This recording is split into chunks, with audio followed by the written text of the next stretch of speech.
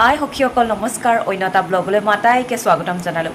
আজি মই তিনিটা খবৰ লৈ আহিছোঁ এদিনৰ পিছত। মানে কালি মই ইমানেই কামত বিজি, গতিকে ব্লগ এডিট কৰিবলৈ টাইমে নাপালোঁ। আৰু আজি দিনটো গ'ল, এতিয়া গধূলি হ'ল, আকৌ পিজিত ভাত বনাবলৈ হ'লেই। এতিয়ালৈকে মই এডিট কৰিবলৈ টাইম পোৱাই নাই।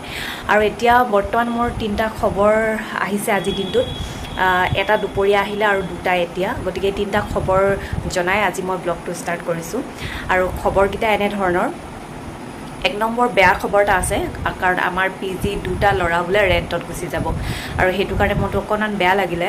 আৰু কিয় ৰেণ্টত বা ৰেণ্টলৈ যাবগৈ আমাৰ পি জিৰ পৰা, সেই কথাখিনি বাৰু আজি মই ব্লগটো নকওঁ। এইটো এটা খবৰ। আৰু 2 নম্বৰ খবৰটো, গধূলি 4টাৰ পৰা 5টাৰ ভিতৰত মোৰ দুবাৰ ফোন আহিলে। এটা হৈছে জিলা সদৰৰ পৰা ফোন আহিছে। তেওঁলোকে ক'লে যে 29 তাৰিখে যিসকল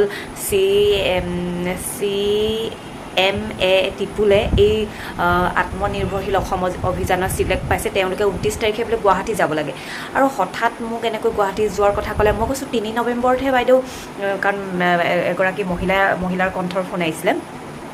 মই ক'লোঁ 3 নৱেম্বৰতহে আমাক যাবলৈ কৈছিলে, মেছেজ আহিছিলে। নহয় বোলে বাইদেউ, আমি ডেটটো অকণমান আগুৱা পিছুৱা হৈ আছে, গতিকে 29 তাৰিখে গুৱাহাটী যাব লাগিব।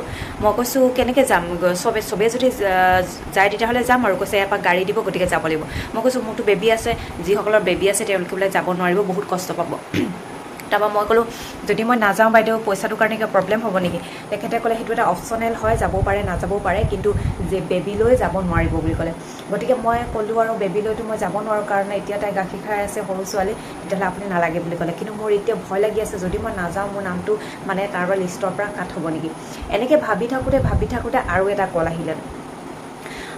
সেই কলটো হৈছে, মোলৈ কল কৰিলে, কৈছে যিহেতু মই ডিব্ৰুগড় ডিষ্ট্ৰিক্টৰ পৰা এপ্লাই কৰিছিলোঁ, কৈছে আপোনালোকে বোলে দেওবাৰে বিমল বৰা ছাৰৰ ঘৰলৈ, মন্ত্ৰী ঘৰলৈ চবেই উপস্থিত থাকিব লাগিব, যাব লাগিব 9টা বজাত। তাৰপৰা মই তেতিয়া ক'লোঁ যে মোৰতো অলপ আগত 10 মিনিটৰ আগত এটা কল আহিছিলে বাইদেউ, এনেকৈ গুৱাহাটী যোৱা কথা ক'লে, এতিয়া এনেকৈ বিমল বৰা ঘৰলৈ যাবলৈ কৈছে। মানে নাজানো বোলে সেইটো কথা, তাত আপোনালোকক কোনে কেনেকৈ ফোন কৰিছে, কিন্তু আমাক বোলে কৈছে যিসকলে মানে এই আঁচনিখনত চিলেক্ট পাইছে তেওঁলোকে বোলে দেওবাৰে 9টা বজাত উপস্থিত থাকিব লাগিব মন্ত্ৰী বিমল বৰা ঘৰত। এতিয়া উপায় নাই, মই যাম বুলি কৈলোঁ, কিন্তু তিনিচুকীয়াৰ পৰা এতিয়া ডিব্ৰুগড়লৈ মই বেটিক লৈ যাব পাৰোঁ নে নোৱাৰোঁ, ঘৰত এতিয়ালৈকে পাৰ্মিশ্যন লোৱাই নাই বাৰু। যি কি নহওক, সেইটো বাৰু গ'ল। এনেকৈ ভাবি থাকোঁতে মানুহজনক জাষ্ট ক'বলৈ মানে যাম আৰু, এনেকুৱাতে আৰু এটা কল আহিলে নহয়। তাৰপৰা মই হেল্ল' বুলি ক'লোঁ। তেওঁ কৈছে বোলে বাইদেউ, মই অমৃত বৃক্ষ আন্দোলনৰ অফিচৰ পৰা কৈছোঁ, আপুনি যোৱা বছৰ কেইটা গছপুলি ৰুইছিলে? মই ক'লোঁ 2টা গছপুলি ৰুইছিলোঁ। ভালেই আছেনে? মই কৈছোঁ অঁ ভালেই আছে। অঁ বোলে সেইটোকে মানে সুধিবলৈ কল কৰিছিলোঁ, আৰু কাটি দিলে। মই একোৱে পাত্তাই পোৱা নাই, সপোন নে দিঠকে নে, এইফালে মনত এইফালে দুখেই লাগি আছে যে পি জি ল'ৰা দুটা শুনিছোঁ এনেকৈ যামগৈ বুলি কৈ থকা। গতিকে এইবোৰ সকলো টেনশ্যনৰ মাজত আজি মই ব্লগটো ষ্টাৰ্ট কৰিছোঁ।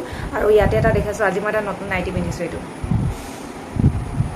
এইটো ইয়াতে মেলা হৈছিলে, তাৰ পৰা আনিলোঁ 200 টকাত, কটনৰ হয়, আগফালে বুটাম লগা। আৰু যিহেতু গৰমত মই কটন নাইটি মানে ভাল পালোঁ, পিংক কালাৰ মোৰ নাইটি নাছিলে, আনিলোঁ বাৰু। যি কি নহওক আজি মই ব্লগটোত এড কৰিম। মানে কেতিয়াবা কি হয়, আমাৰ ঘৰৰ মেম্বাৰ 4টা, বেটিহঁতি 5টা, এই 5টা মানুহ কেতিয়াও একলগ নহওঁ। মানে কেতিয়াও আমি একেলগে বহি না আমি ভাত খাওঁ, না আমি কথা পাতোঁ, না আমি ক'ৰবাত ফুৰিবলৈ যাওঁ। গোটেই 4টা প্ৰাণী মানে দুনিয়া 4খন, সকলোৱে মোবাইলত ব্যস্ত, নিজৰ কামত ব্যস্ত, আৰু বেটি মই ব্যস্ত। গতিকে কেতিয়াবা এদিন মানে সকলোৱে বহি বাৰাণ্ডাত কথা পাতিছিলোঁ।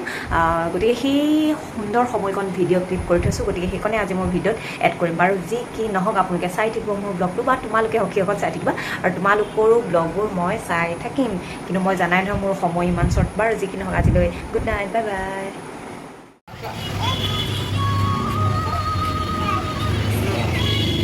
একেলগে আমাৰ গোটেই ফেমিলিটো বহি আছোঁ, দেখাইছোঁ। এয়া বেটি, দেউতা, মানুহজন, মা আৰু মই। আৰু আমি গধূলি সময়ত এনেকৈ বহি আছোঁ।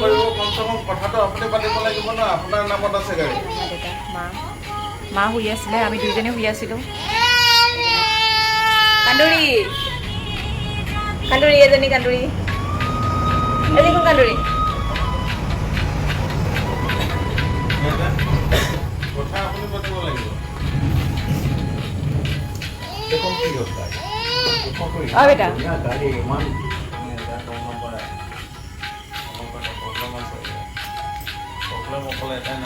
বেটা আকৌ ধুই থাকে, অকল ঘূৰি থাকিলে নহ'ব নহয় বেটা।